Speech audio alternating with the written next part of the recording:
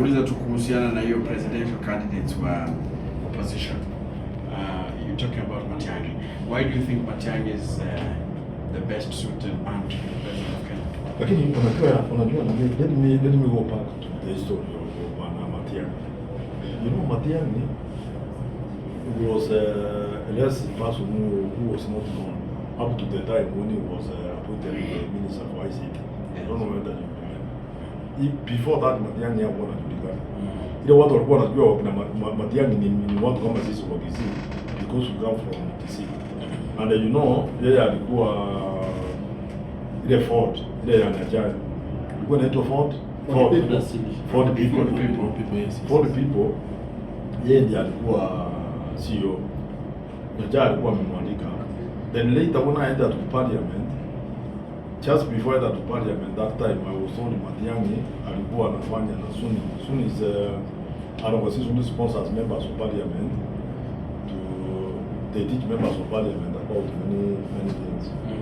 So Matiang'i akawekwa ICT. That's the time watu walianza kusikia huko Kisii amepewa minister anaitwa Matiang'i.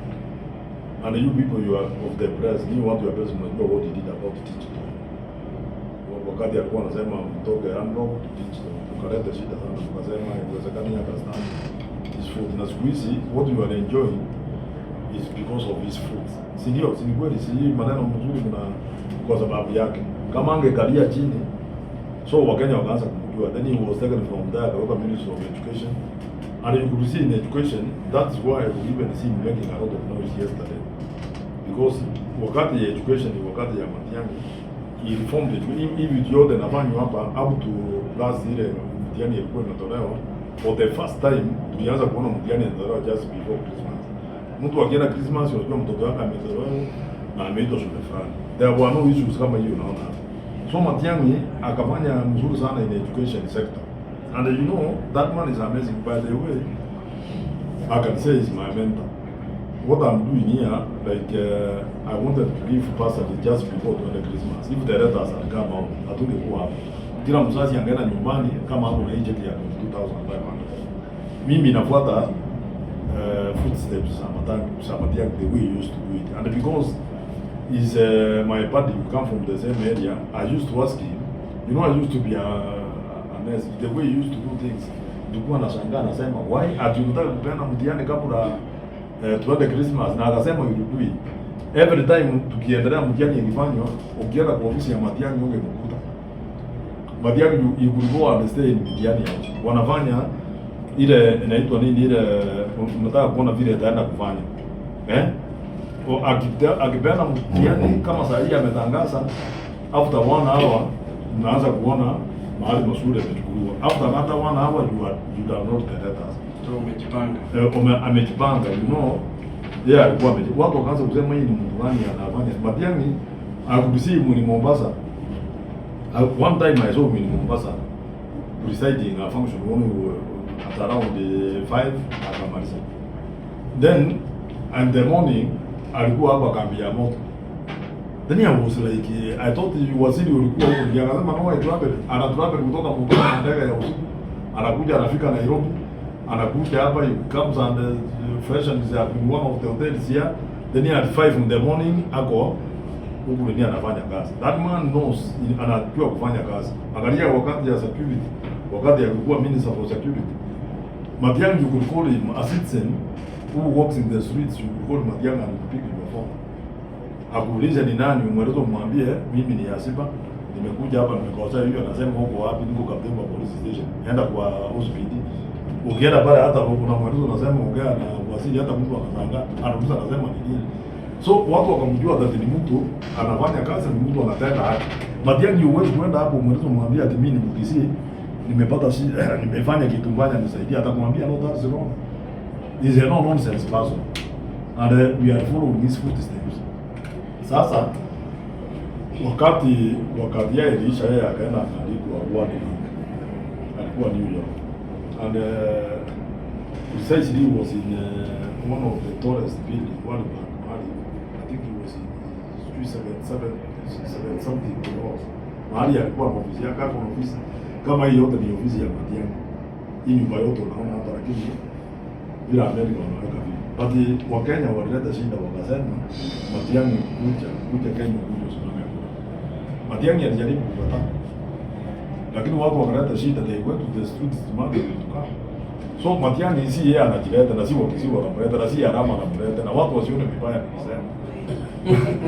Najua si mimi nimemleta. Si yeye amejileta, si wakisi wamemleta, ni Kenyans are demanding on the way he did his work before. Vile alifanya kazi. Tunasemanga election in Kenya or anywhere else is a game of numbers. You being a politician, you know that. Looking at that is an assumption. What I'm going to I'm a member of parliament in Nakuru West. Yet wakisi si wengi. You did know. Najua watu wengi niliona wanasema juzi wanasema ati Arama anachukua kura na Nakuru Town West because wakisi ni wengi, no? I thought so. No, that is wrong. Kwa hii area yako Wakikuyu ni wengi and they fought for to the last person. Sasa angalia mahali anaitwa London where I stay. Hao ni Wakikuyu. Kuja sasa ni Wakikuyu. Enda Maliki ni Wakikuyu. Kaptebo eko Wakikuyu almost 20%. So how can you tell me that the game of numbers that kwa sababu wakisi they are not the men. Is the way watu wanafanyia watu kazi and they have done it many times. Last time I fight with my friend who was an MC in Shaba here, where we are in Shaba Mugore. Wakikuyu ndio wengi, 90% ni Wakikuyu. And I beat him, na yeye ni Mkikuyu nikamshinda. So hii maneno ya numbers, it cannot add up. Wacha nikuulize, William Ruto alipata kule zote alipata. Ni wakati nilipeka yako nilia kule. He got more numbers from Central. Numbers ile tunahesabu namna hii, he got more people in Central voted for him, yet it's not a Wakikuyu. Hii maneno hii matrix ya kwanza kusema ati Wakikuyu wanachukia makabila mengine wanachukia William, ni sahihi watu wameanza. When they were voting for him last time, walikuwa wanajua yeye si Mkikuyu. They voted for him no with courage. So the matrix of now turning around kuanza kusema ati Wakikuyu wako na ukabila. Hawana ukabila, Wakikuyu they don't have. They voted for me here to the last person and they voted for me when I was in ODM. When I came to Jubilee Nigeria, that's why I really think that they will vote for me because I think I'm doing the right things. So do you think he can marshal enough support for him to become president? Why not? I'm telling you that you don't need to have you. Kama ingekuwa ni community peka yako ndio wanakupigia kuwe president, William angekuwa. Because William was voted in by people the mountain. He got almost 5 million votes from the mountain. Ukiongeza na ile ya Nakuru hapa wala Wakikuyu. Tusiwaze maneno ya Monda, tuseme ni Mkikuyu alifika moja. Ile wewe ulikuwa ya UDA. Yet they knew that William Ruto was not sisi tunataka kuenda mbele mpaka mwisho. Tuambie watu sasa zetu wapigie Matiang'i kura. Wacha UPA Wiper iende namna hiyo. Wacha DCP naye aende namna hiyo. Kila mtu aende. Hii maneno ya kuungana hiyo ndiyo imeleta shida Kenya hii. Kwa sababu unakuta mtu analeta kabila ndogo anaongeza kabila kubwa anachukua, akifika pale inashindikana. And then you know now I'm not even understanding why we are fighting that we must remove some. Wacha mtu aende pale aende aeleze wa Kenya hii serikali imekosea nini. That's why tunataka kufanya nini? Tunataka kuitoa. Na mimi sera zangu ni hizi. Hii maneno ya kuleta makabila mingi na majama mingi, alitoa tunaweka mtu hiyo ndiye anaharibu Kenya. Let's have ukabila kuisha Kenya. One, wacha niwaulize hata nyinyi. President wa Kenya wa kwanza alikuwa anaitwa Jomo Kenyatta. Aliongoza miaka ngapi? 15. Aliongoza 15. Hakupata shida kubwa kwa sababu it chanced at that time akitaka kufanya kitu anafukuza mpepero. Tuseme kama anataka kuchukua shamba anaenda anafukuza mzungu. And you know Kenya sulibia because watasema mzungu amefanya nini? Amefukuza mzungu. Akaongoza 15 years without any problem. Because what people were not seeing akifukuza mzungu wao wanaona kama hako na shida. Then from there Moi akaingia. Wakati Moi sasa aliingia, hapo ndio shida ilianza kutokea kidogo kidogo. Akienda pale akitaka kuchukua kitu unakuta anafukuza Mkikuyu. Anafukuza kabila. So watu wakaanza kusema mtu anafukuza, lakini akaongoza 24 years. Na wakati hiyo there was no democracy. Ndio naona watu wengine wanasema tusirudi kwa ile maneno Moi. If you ask anybody in the streets here, atakwambia hii maneno ya Moi hatoki kurudi hapa. Because Moi, ungeoppose Moi, unatumiwa NSIS. Unakuja unapotea. Na watu hata waongee. So watu wakuja wale watu wachache walikaa kama wakina Raila. That's why some of us sympathize with Raila, because wakina Raila mathematic democracy. Raila aliwekwa jela mara ngapi? Raila actually most of the time he was not in his house. Hata support alijifanya yeye ni father, akaenda kuoga, akaingia wapi? You know, it was a problem. Kutoa ile shida ya Moi alifanyia wa Kenya mpaka tukuje kukua na hii democracy. Hiyo ni Moi. So you can see Moi, sasa Moi alitoka, Kibaki akakuja. Wakati Kibaki alikuja, Kibaki hakukuwa na maneno mingi. Kibaki alikuwa ni mtu ya kukaa na kufanya kazi. Na akafanya kabisa, you can look the economy of Kibaki ndio alianza kurudisha. Who brought these problems we are in now here? Ni mtu anaitwa Moi, because when he was taking over as the president of this republic, we had a very vibrant organization, KFN, ADC, all of those, tulikuwa na KCC, KCC hapo tunayo jamu. In fact, they were paying us 4 months. I'm a farm of cows. Walikuwa wanatulipa after 4 months. Yaani akaanguza karibu kila kitu. Mashamba hiyo yote unaona hapa Ngata. Unaona Ngata hiyo yote Ngata. Hiyo ilikuwa ni ADC. Ukienda wapi ni nini? Akakuja akaanza kupatia watu vitu, akaharibu uchumi. We went back to zero. Kibaki alikuja akaleta juu kidogo. Then from there we had Uhuru Kenyatta. You also tried. Akaenda akakuta, unakuta za zingine sasa, unakuta ile maneno ni kupigana, unakuja akipata kitu anataka kufanya hii. So from there we have had now the president. Sasa nyinyi nitakana mtuambie vile iko. Mimi naangalia hiyo yake itakuja kusema Saida ametoka. Kama amefanya mzuri. Bwana useme Saida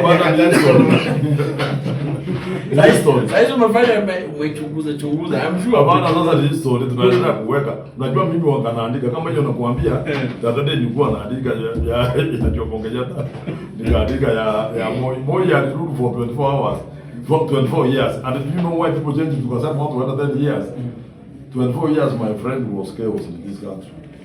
Hiyo mtu alikuwa akafikiri hiyo jili yake kama hapo kwa nyumba. Hakuna, alikuwa anapeleka watu left right anakuweka leo. Unakumbuka siku moja alivuta Saitoti? Yes. Na akamrudishia kwa barabara. Kuna imagine ati watu wakaenda wakapiga kelele, akauliza akasema ati nasikia watu wanasema hiyo Saitoti, kwani Saitoti nikimrudisha masufuria ya ugali itakuwa mingi kwako? Akasema basi Saitoti amerudi kuwa vice president. Imagine hiyo alikaa sana. Kuna minister mwenye alikuwa ana drive alafu magari ikasimama. Na wakamshukisha bodyguards na nini na wakasonga. Mwingine alikuwa na ongea. Sasa hiyo yeye ajui one of them was telling me, the one who was acting was in alikuja juzi. Alikuwa anataka nimsaidie kitu fulani, alikuja kwa ofisi yangu Nairobi. Akaniambia, mheshimiwa, tumeendelea sana. Ati yeye alienda akakuwa dropped Serena.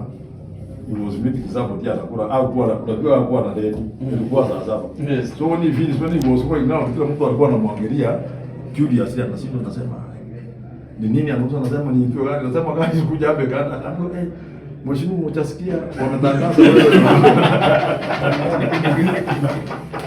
Abdulamazi yako amejifungua na mwingine anauliza anasema nini. So that man was almost dying. Akaniambia he walked from there kwenda Bunge, akapita katikati kwa barabara. So Moi ndiye aliharibu hii mara ya kwanza. Na mara ya pili sasa wacha tuone nani anarudi. Tutasema kama Mungu ametoka. We will say what tumemaliza. Hata mimi makosa yangu huwezi kusema zaidi nilikuwa mheshimiwa. No, you come and say words are left. Utakuja kusema zaidi. Kila mtu anasema harama na even hii pasa nimebeba anasema ni mzuri. Sasa nikitoka watasema hii mtu ni mjinga sana. Hata alikuwa anapeana pasa yako nakuja anasema nini. So let's wait. Atoke kwanza. Tutakuja kuongea maneno tutasema, lakini I can tell you today. Nitakwambia leo. Tukiendelea hivi tunataka kuendelea. Naona tutazama. Think about it. Because now let me ask you. When you find the way people are behaving outside here. Unajua me, I'm one person who is always with the people. If you come to my house on Saturday and Sunday, iko watu wanakuja kunywa chai hapa. Unajua ni watu gani? Wanatembea as far as from Kapteni. Imagine mtu anatoka Kapteni anapanda mguu akuja kunywa chai na arudi kwake. Na wengine anashika hata mtoto anakuja na bibi yake na mtoto wanakuja kunywa chai wanaenda hata waniongelesha. And you know I look at them nasema hapo iko shida. We must look for a way ya kuambia Wakenya, tusaidia Wakenya so that we do the right thing. But at the moment I think iko shida kidogo. Let's be ourselves and say there's a problem. Na hii shida kuitatua lazima tuambiane ukweli. Hii pesa iko kwa mfuko ya watu wachache sana. And you know it's very dangerous. When you have money and others don't have. Itafika wakati nani moja nikuambie, unaenda unaweka gari kama hii kubwa yangu hapa nje, nikitoka kwa hiyo ofisi nakuta watu wako na visu wanasema tupee yetu ama tukue, because wamefika the last. Hata kama unawao ama unafanya nini, ama wanaenda kwako wanasema you must, ukiendesha gari yako hapo unasimamishwa kwa barabara. Be supportive, and that's what he was saying. He was saying hii watu kutoka North Eastern, hapo they go North Eastern, even all the money they get, kama ile pesa waliiba mingi kutoka USA walikuja wakainvest hizi. Why can't they go and invest in Garissa, so that Isiri can move to Garissa? That's what he's saying. Unajua I'm supporting him 100%, and I will always do when he's saying the right thing. This is the right thing he has said, and we must support him. Hebu tueleze kama saa hii Nakuru boys as admitted several students from Nakuru town, West and East and nini. So tunasema hiyo ni mzuri because the students come from around this area. Actually, ile umesema Minnesota, the worst thing that I've seen is people stealing from the counties. Wanakuja invest in Nairobi. Yeah, like you go steal in a county in Turkana. Instead of investing in there, how would you bring development there? So that's what Yateko is saying, that people will move, watu waende kila mtu wa develop kwao. So that hii pesa ilikuwa naiba kutoka Minnesota, wakaenda kuweka Isili and South C na South P, they would have gotten another South P as South C Isili ni Garissa, wengine waende wachia, hiyo maneno yakuwe mzuri so that they can take development there, waende waseme airport yetengwe huku watu wakitaka kwenda wanaenda kufanya shopping. Hiyo ni I think we support it. And that one we must support it. Mheshimiwa leo amezungumza na watu ya Mlima Kenya kwa Kameme, akasema next month February anakuja Nakuru siku 3. Na ashatumia message na mdosi wa kaunti ya Nakuru asikanyage huko. Labda kama wewe mpio wa Nakuru Town West, labda unamkaribisha huko. I will, why not? Nilitia siku na wasiwasi. And I'm sure kama anatumia hiyo message atamtumia kivipi why? I mean amesema kwa radio. Ndio nasema wewe unajua manoti watu ya siasa za zingine tunaongea tu just kusikia tu. Ndio yamesemekana. The EG is welcome anytime in Nakuru hapa, and in my constituency I will be there to tell the people who receive. Just like when the president comes here, naambia watu wa receive yeye. When yeye mtu come here, this is a country where we want to hear watu wanakuja kutueleza, anakuja kutueleza hapo na sera gani. So why should somebody tell him not to come? That would be primitive even for us to not to come. Hakuna haja ya kuambia mtu asikuje anatembea. This is a free country. Hakuja ongea, lakini pia usiamini maneno ya kila mtu akisema vitu yake huko. Inaweza kuwa ni vitu anasema. But I'm sure if he's coming here, we could tell our people to want to listen to what he's saying. I don't think I'll call him later in the course of the day. He's my friend. Nitampigia nimwambie asikuwe na wasiwasi. Hata mimi ni kiongozi. Mheshimiwa, tumeona hii trend imekuwa ikienea. Labda hiyo wiki mzima tumeona wakitumiwa guns, tear gas, watu wanapigwa. Unaona labda Kenya inaelekea wapi na mambo na opposition na serikali? What's happening here? Ile watu wanataka is I've said is primitive. In Kenya now to start kutaka kuzuia kiongozi yule anataka kwenda kuongea. Like me, I don't think I will get any votes. Siwezi kupata kura kwa sababu nimezuia Bigiji amekuja amekatazwa asiingie kwangu. Why I cannot get votes because of that? Wacha watu waende wawache hiyo upuzi ya kukataza watu wasitembee mahali wanataka. Hata Bigiji siku hii akikuja, let him come and take tea in my place before he starts You know, mnajua na mweleze mwambie Arama amekaribisha. Wale wanajua DDG. Tell him that Arama amesema akuja kunywa chai kwangu. Kuna namba yake. Kuna namba yake, wewe mweleze mwambie I welcome you to my house ya kunywa chai. Ndio atoka aendelee kuongea na raia. Sawa. Sawa.